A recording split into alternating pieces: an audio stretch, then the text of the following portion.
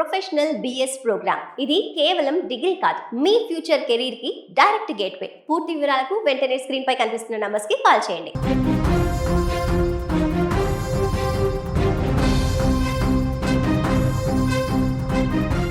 ఏలూరులోని ఉంగుటూరులో జంట హత్యల కేసును పోలీసులు ఛేదించారు. హంతకులు తెలిసిన వారి పనిగా గుర్తిస్తున్నారు. బంధువులపైనే పగ పెంచుకున్న మహిళ సినీ ఫక్కీలో సైకో కిల్లర్లా మారి తల్లి కూతుళ్ల ప్రాణాలు తీసింది. చివరకు కటకటాల పనైంది.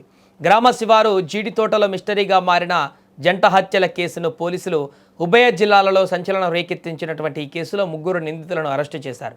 ఈ నెల 1న నల్లమాడు జీడి తోటలో 2 మహిళల మృతదేహాలను స్థానికులు చూసి భయభ్రాంతులకు గురయ్యారు. సమాచారం అందుకున్నటువంటి చేబ్రోలు పోలీసులు ఘటనా స్థలానికి చేరుకొని వివరాలను సేకరించారు. వారు దారుణ హత్యకు గురైనట్లుగా నిర్ధారించారు. మృతులను తూర్పుగోదావరి జిల్లా నల్లజర్ల మండలం అనంతపల్లికి చెందిన గంట ఆంతోబాయ్ అందురాలైన కుమార్తె వెంకటలక్ష్మిగా గుర్తించారు. వెంకటలక్ష్మి ఏలూరు నగరపాలక సంస్థ కార్యాలయంలో స్వీపర్గా పనిచేస్తూ నగరంలోనే ఓ ఇంట్లో అద్దెకున్నారు. వీరు నిర్మానుష్య ప్రాంతానికి ఎందుకు వచ్చారు, వీరిని హతమార్చిందెవరు అన్నది మిస్టరీగా మారింది. కేసును పోలీసులు సవాలుగా తీసుకొని రోజుల వ్యవధిలోనే ఛేదించారు. అయితే ఈ కేసులో ప్రధాన నిందితురాలు కోనమాల శిరీష, సొంతూరు అనంతపల్లి. భర్తతో విభేదాల కారణంగా అతడికి దూరంగా ఉంటుంది. ఏడాదిగా తాడేపల్లి గూడెం కొండయ్య చెరువు సమీపంలో ఓ ఇల్లు అద్దెకు తీసుకొని కర్రీ ప్రసాద్ అలియాస్ బన్నుతో సహజీవనం చేస్తుంది. ఆమెకు వెంకటలక్ష్మి వదిన ఆంతోబాయ్ అత్త వరుస అవుతుంది. ఇదిలా ఉంటే తన భర్తకు వెంకటలక్ష్మి చాడులు చెబుతుందంటూ శిరీష కక్ష పెంచుకుంది. దీనికి తోడు ఆంతోబాయ్ వద్ద శిరీష 1,00,000 అప్పు తీసుకుని ప్రామిసరీ నోటు రాసిచ్చింది. తల్లి కూతుర్లను చంపితే అప్పు ఎగ్గొట్టవచ్చని, తాను చెడు తిరుగుళ్ళు తిరుగుతున్నట్లు భర్తకు చెప్పినందుకు పగ తీర్చుకున్నట్లవుతుందని భావించింది.